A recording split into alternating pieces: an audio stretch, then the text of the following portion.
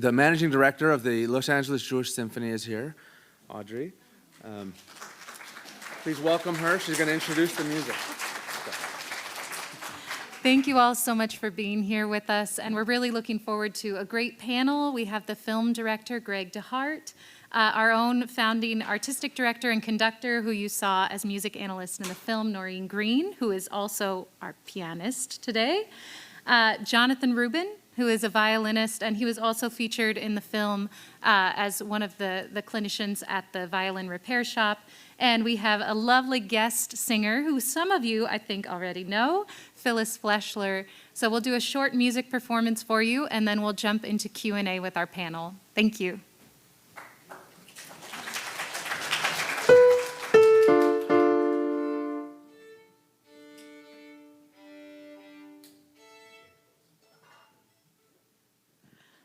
Hello and welcome. I'm Noreen Green, Los Angeles Jewish Symphony, founding artistic director. You probably saw me up there. Thank you. Thank you for having us here. It's very special to be here, especially on the commemoration of Yom Hashoah.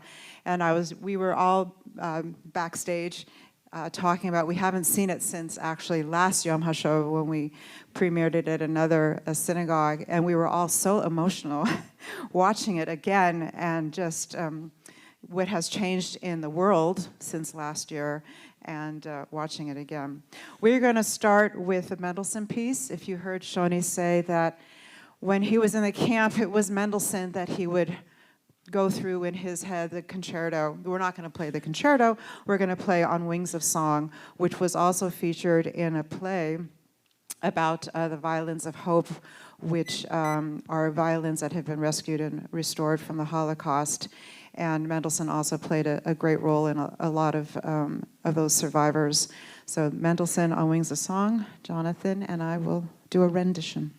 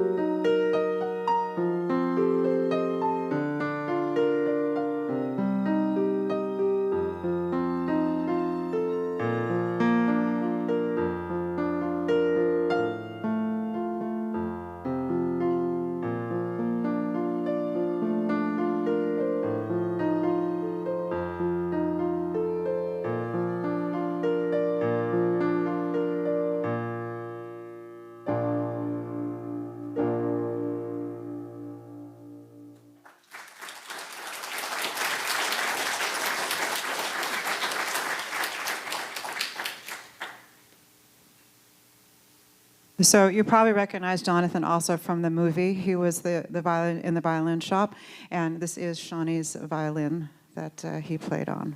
So the next piece we're going to do is Vigala, which is a lullaby written by Jewish poet and composer Ilse Weber. She composed the song while she was imprisoned in Theresienstadt concentration camp, where she worked as a nurse, caring for the children.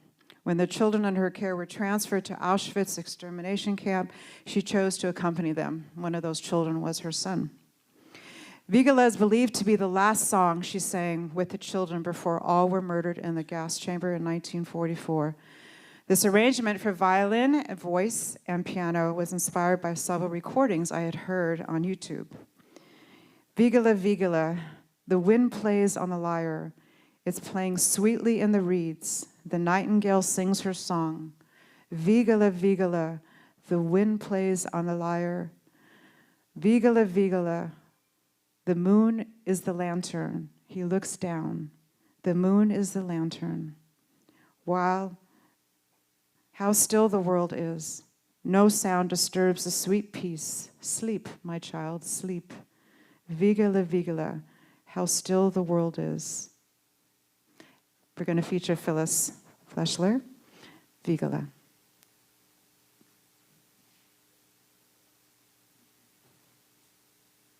You want to test the mic? Yeah, I think so. That feels. Can you hear me? Okay.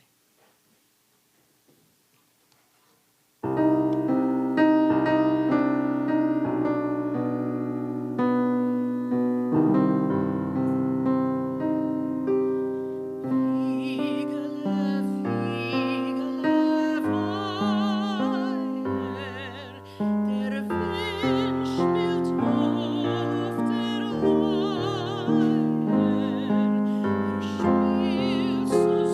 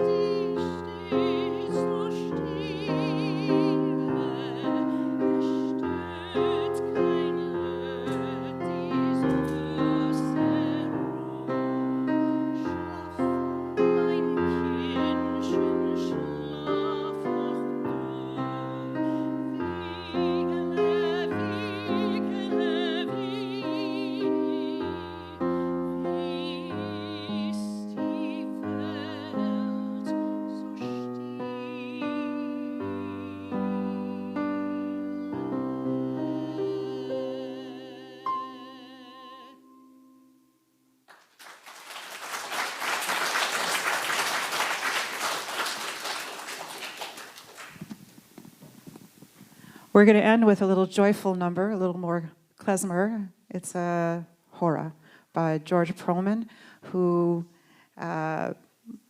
immigrated to into United States early on. He wasn't directly affected by the Holocaust, but his family was. He lost a lot of members in his and he was a violin teacher and a professor, and he wrote a lot of Jewish music. So we're going to end with his Hora.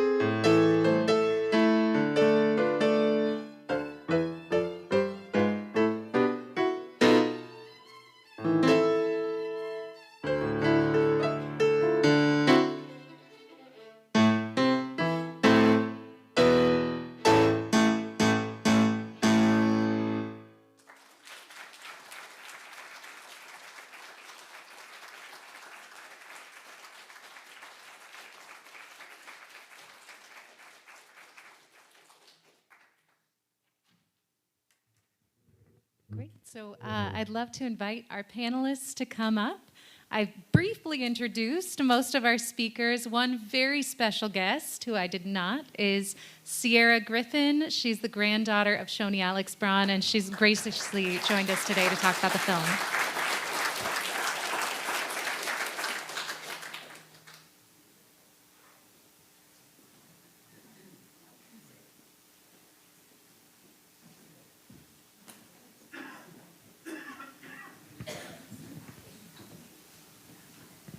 This one is on, if we can pass it to Ray. Thanks for coming, everybody. Thank you so much.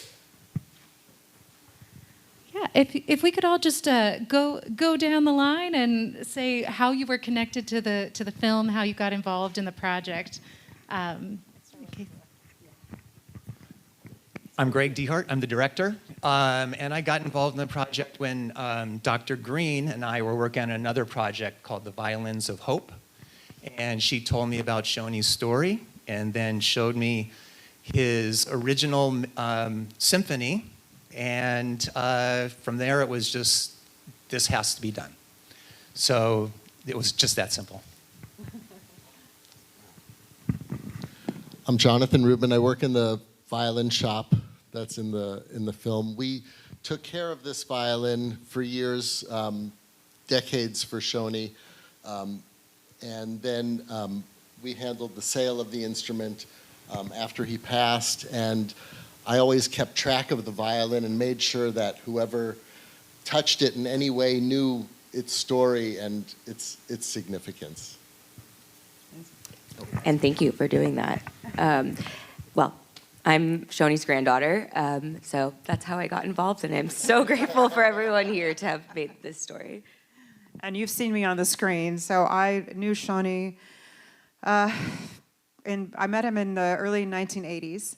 And I think that was in the film that he came to Temple Ramat Zion, where I was a music director, and to do a Yom HaShoah program and needed an accompanist. And so that's how I first met him and worked with him on the symphony before it had been orchestrated. And so I felt very personally connected. And when I started the symphony, one of the first programs I knew I wanted to do included Shoni's Symphony of the Holocaust. So as both the conductor and sort of the interpreter who watched this piece evolve, how did that inform how you musically approached this over the course of 30 years? Well, when we first met, and it was in manuscript form, he explained to me, what the piece was about, the 5 movements, and so that I could accompany him. And then when it was orchestrated, then it was just a continuation of working with him and understanding how his vision of the piece worked. So as a conductor, you are at the service of the composer. And so that is your main goal, is to make sure that whatever you're doing with the piece of music is at the service of the composer. So that was always in my mind as to when I approached it. And when I approach any piece of music, that's what's always in my mind. But especially this one, because I had the composers right next to me. That's beautiful. And I think such an important part of telling these stories is remembering that it's part of the personal journey. So a question for Sierra. As you were moving through this film process and digging into your grandfather's history, what was something that surprised you or something that you've carried forward post-production? So that's a great question. Growing up, I think we talked about this in the film, I don't actually remember a specific moment where I learned about the Holocaust. It was just always kind of talked about, and it was part of our family history. But I think the part that was so like crazy to kind of unpack and process as an adult is just really going to the camps, really understanding and seeing what this meant. You hear these stories, but it's not really until you're there that you can kind of fully process it and see how horrific it is, and just the absolute lowest of low of humanity. And but then also on the other side, I had the benefit of having seen my grandparents on the other side of that, right? And so they lived their life with the most joy and kindness, and I think largely because they never took any moment for granted. And so it just was like a very wild experience to kind of see, to kind of put the pieces together. It kind of just clicked. And I was like, wow, these people, I knew they were incredible, but my God, it just, I don't have words. They're really incredible. So very special. I'm very grateful to Greg and to everyone here who participated in making this story come to life, because it's so special. I love that. Thank you. And thank you for being here. Yeah, thanks for having me. Is there anything you feel like you've changed then in your own life since this? Ooh, another great question. It's really interesting when you think about their story in the context of the broader kind of geopolitical environment that's happening. And if I'm being honest, there really probably is not a day that goes by that's at some point during the day, whether it's a deeper thought or just kind of it crosses my mind, where I think about their experience. And I kind of think about it through the lens of the modern day socio-political climate, and kind of thinking about what's going on in the world. And it's a lot to grapple with.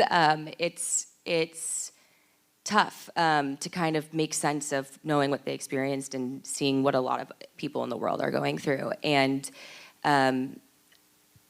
I think trying not to forget their plight, and trying to like live my life with compassion and respect for those around me, and trying to really, like, this sounds kind of silly, but staying up to date on current events and well read, and making sure that I'm in the know, because I think that's a lot of what, I mean, we know that's why this happened. People were uneducated, or they were susceptible to some really horrific things. And there's a lot of days that I feel helpless, if I'm being really, really honest. But I try to fight that by kind of forcing myself to know what's going on.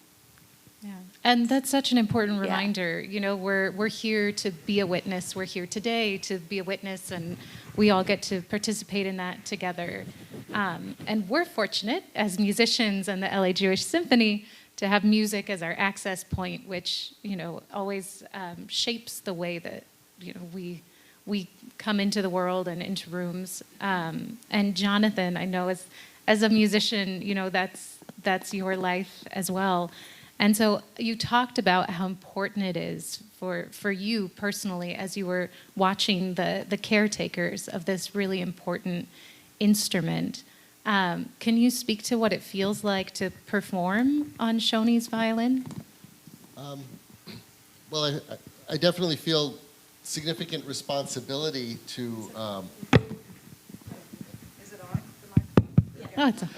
Oh, it's Responsibility to do it justice, and the violin has been through so much, you know, since it was made, and certainly for its significant part of its life with Shoni. And I feel like I want to bring out the significance of that when I play it. And I don't know, sometimes it's like it can be feels daunting or a big responsibility, like, how could I play like that? This is this violin, you know, with this history. And so I feel, you know, I'll practice on another instrument, and then, okay, now I'm ready to play on Shoni's violin. Thank you. You played beautifully. Thank you. Yes. Yeah, exactly. So Greg, bringing it back, speaking to this feeling of responsibility, and you had said like all the pieces kind of came together to tell this story. How did you go about balancing there's an enormous amount of like historical footage and research, as well as Shoni's personal testimony, family testimony. How did you decide how you were going to sort of arrange the puzzle? Well, originally, I pretty much knew right from the beginning that I wanted to shape it around the symphony and the 5 separate acts. So that was kind of the easy part, to be honest. And it was just so fortunate that the Shoah Foundation had done interviews with Shoni and Shari, and that Shoni was just an incredible storyteller. The way he brought it to life. So, you know, when you have, and then of course their journey to Auschwitz. I mean, we had, you know, 3 things there, these, you know, Shoni's story, the symphony itself, and then, you know, being able to follow them to Auschwitz. So, you know, you have 3 different kind of storylines that you know are really strong, and to weave them together. And then to have a great editor, Paul Friedman, who was able to really bring it to life, I felt.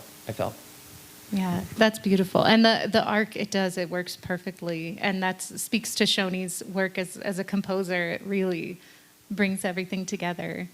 I would love to open up to some questions. Lovely. I have a question. First of all, thank you all. This is really important and needs to be. Hi, thank you very much. It was so important and needs to be seen by a huge.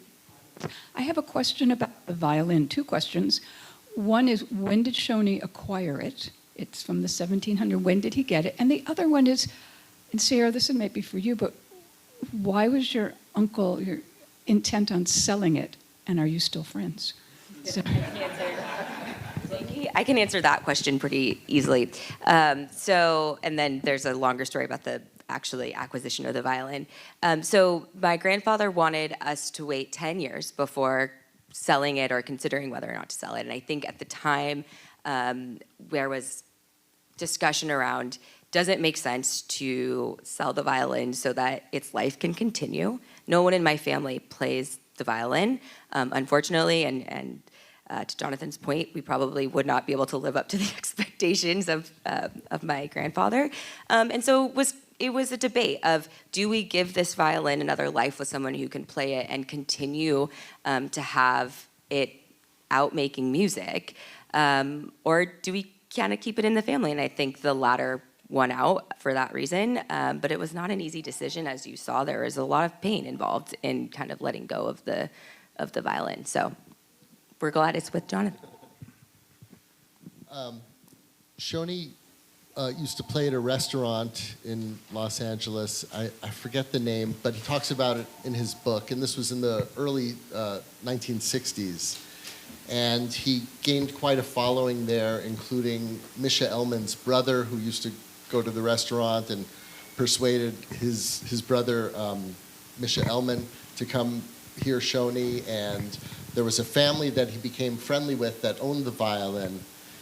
And they agreed to sell it to Shoni at a very reduced price and let him make installments. And then at some point they just said, the violin is yours, you don't have to make any more payments.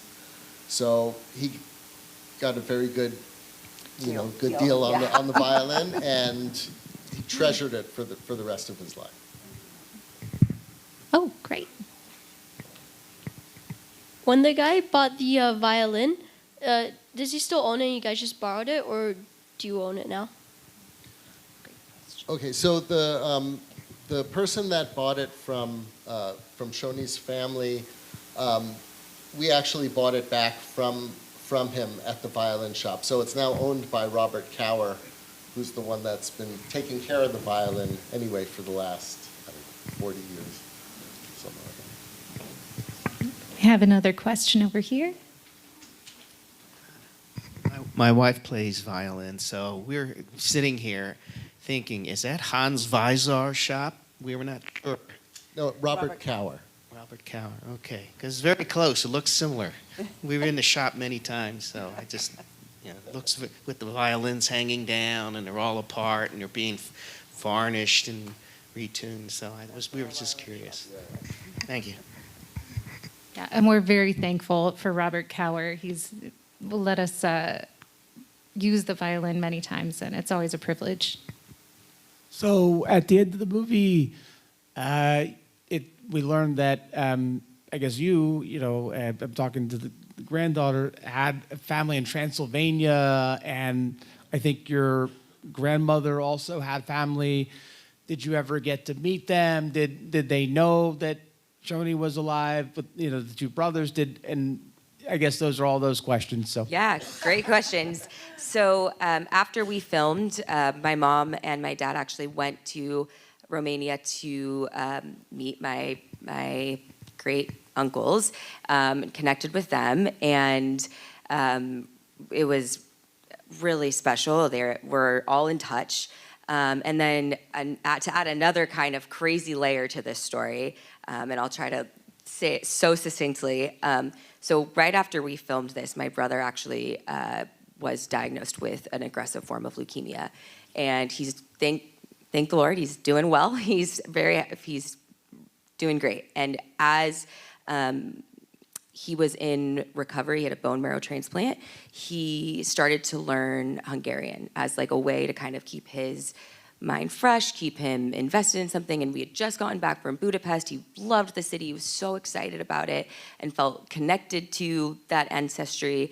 And lo and behold, today, at this very moment, he has just moved to Budapest. He has learned Hungarian. He is really just kind of living his dream. And my mom is actually there with him right now, visiting. And there's a lot going on. Yeah, they're going to go visit the family. It's been really special for my family to even have had that trip out to that part of the world, just to connect with the ancestry that we had not been able to before in the family. And so, yeah, I hope that helps answer the question a little bit, but it's pretty cool. Oh, yes. How did you all find out about these family members that ended up being alive when your grandfather thought they were dead? And was he alive when you found out? I think, how do I have? I think there was some sort of connection. So Violet in Israel, we knew about her and her family. We're close with them. They live in LA today. And so my grandfather knew them. And then I think somewhere down the line after my grandfather died, they realized that the two brothers were still in Romania. I don't know exactly how that connection happened. So it's a good question. I should find out. Yeah, no, I'll have to go ask. Other questions? Yes.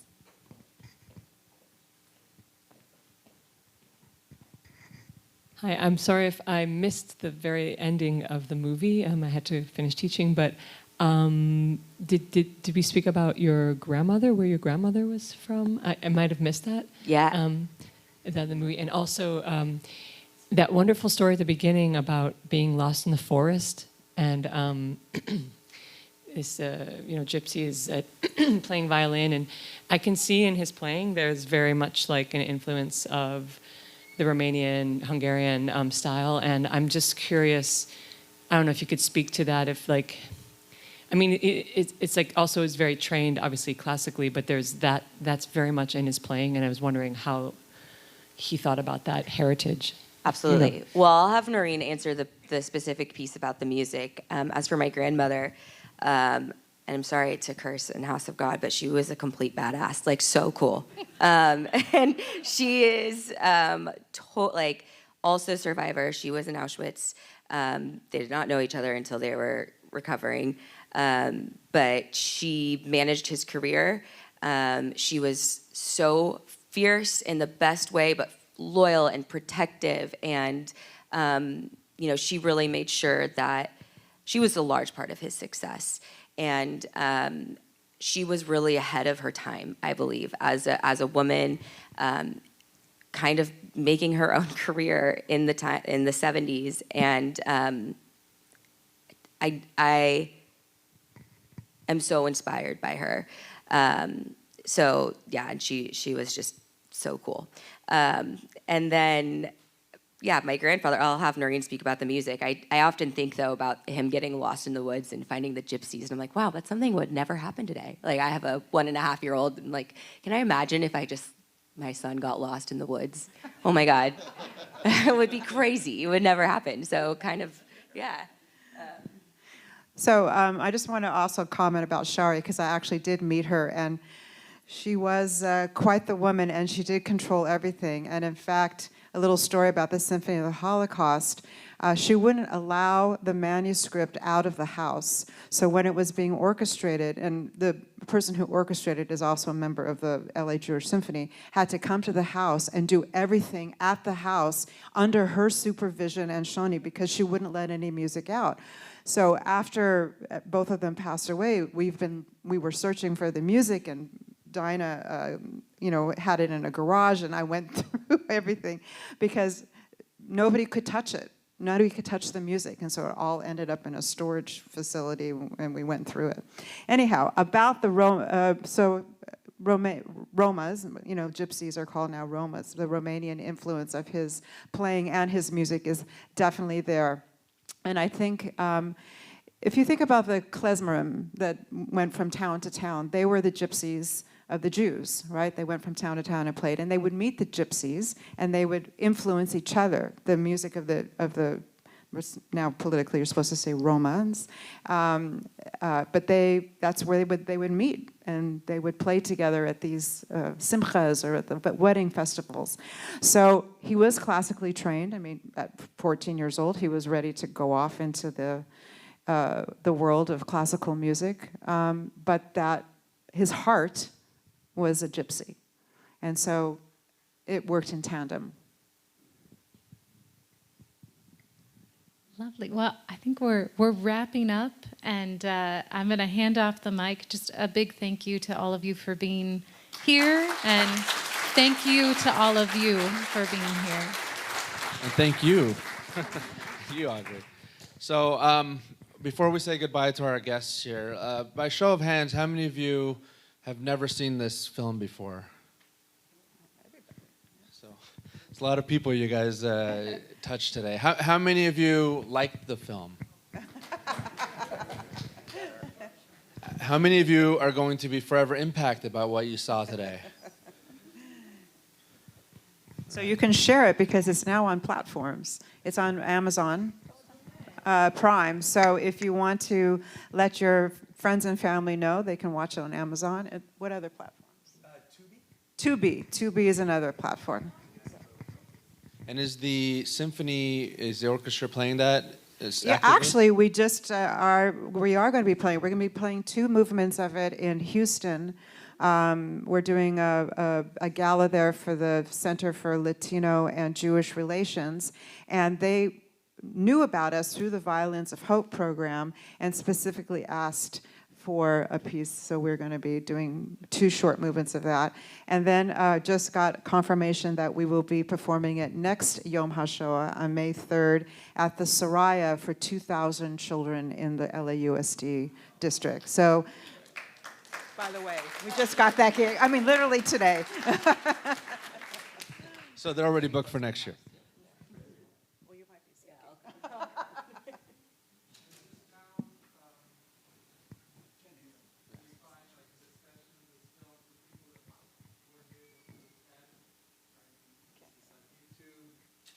We can't hear you. Oh, is this?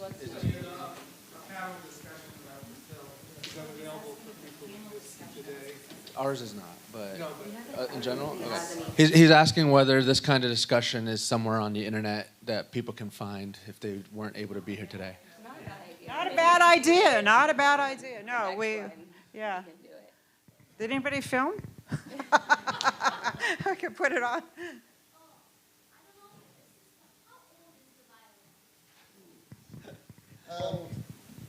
It's old, like probably.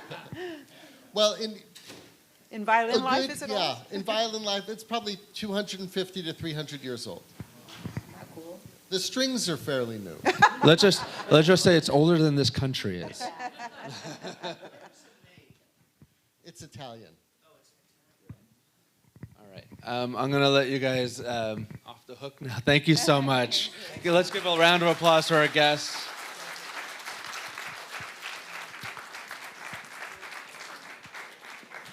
And on your way out, we have Yom HaShoah candles. Remember, it's Monday, or so tomorrow night. So take one. Don't be shy. We have plenty.